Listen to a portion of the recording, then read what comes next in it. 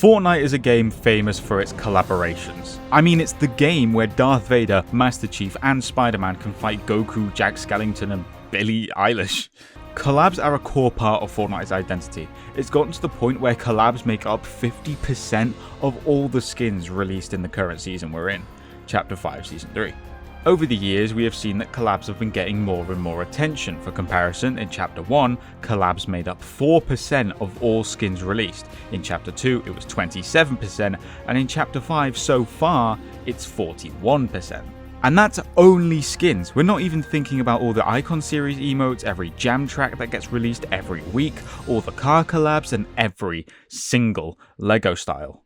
Fortnite have had some great collabs throughout the years, like all the Marvel collabs, which not only brought great skins. In the early years of collabs, they would bring POIs and mythic weapons along with them. Or who could forget the Dragon Ball Z collab, the teaser of which was one of Fortnite's most liked posts of all time. Or what about the collabs with live events that came with them, like Marshmello, Ariana Grande, Travis Scott, Eminem, Marvel, or even The Rock? Hell, some collabs even got comics that came with them, which allowed you to unlock some of the things featured in the comic in-game. But we're not here to talk about those. There have been some great collabs in Fortnite, but there also have been some stinker ones. Today I'm going to answer one question.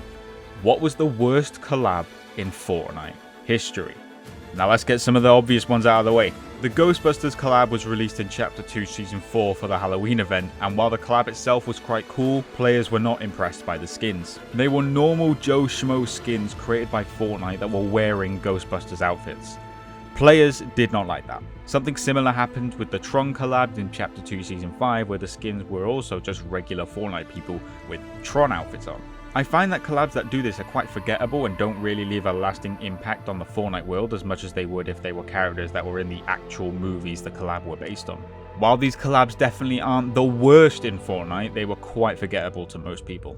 Another one people like to throw around is the Neymar Jr. collab. Neymar Jr. appeared in the Chapter 2 Season 6 Battle Pass as the secret bonus skin, and a lot of people did not like that. Before this, the only collabs in Battle Passes were Deadpool, Aquaman, the Season 4 Battle Pass, all of it, the Predator, and Lara Croft. For one reason or another, people did not like that Neymar was in the Battle Pass. However, I definitely don't believe it's one of the worst collabs in the game. The set itself is actually quite cool and high quality, and it even comes with a neat second style. Here's another collab that some of you OGs might remember. In Chapter 1 Season 7, if you went to Risky Reels, you had a chance of seeing Wreck-It Ralph appear on the big screen. He'd give you a wave and run off.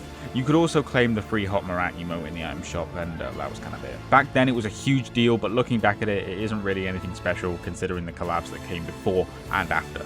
No. I don't believe that any of these collabs are anywhere close to the worst collab in Fortnite.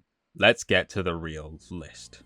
Now, there's a very high chance you don't even remember these collabs happening. To start off with, we've got the fact that Fortnite collaborated with the House Party app in 2020. House Party is an app that pretty much lets you video call your friends. It came with a little event that let you get a rap, and yeah, that was kind of it. It wasn't really anything special. It shut down in 2021. Now, do you remember the Doctor Who collab? Yeah, I didn't think so. This was a creative map that let you unlock a spray of the TARDIS, and that was about it. Now, what makes this one of Fortnite's worst collabs is the fact that it was actually a collab. It's not like iHeartland, where the map was created by a third party. The fact that there was a spray means that Fortnite had direct input with this collab. But even then, those collabs aren't that bad. Sure, they weren't the best ever, but they were still kind of interesting to some people. Well, ladies and gentlemen, let me introduce you to what I consider to be the worst collab in Fortnite history, the Punked Quibi event.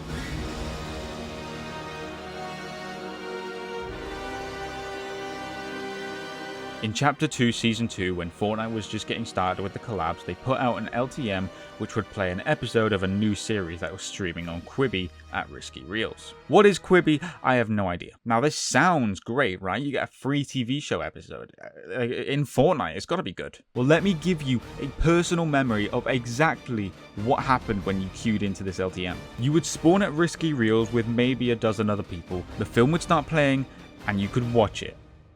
If you could hear it. It was so quiet you could not hear a thing, and then it turns out that Fortnite didn't turn off environment damage or weapon drops, which meant that people could destroy Risky Reels around you while you tried to watch it, and then they could start shooting bullets as if you weren't already having trouble hearing it. And then to make matters worse, you could build during this LTM, which meant that people would cover up the screen with builds, making it impossible for you to see it either. And they didn't even put an invisible barrier up at Risky Reels either. You could just leave and go do something else on the island. The event was a total disaster and it did not work in the slightest. Would it surprise you if I told you that the entire Quibi company shut down 6 months later?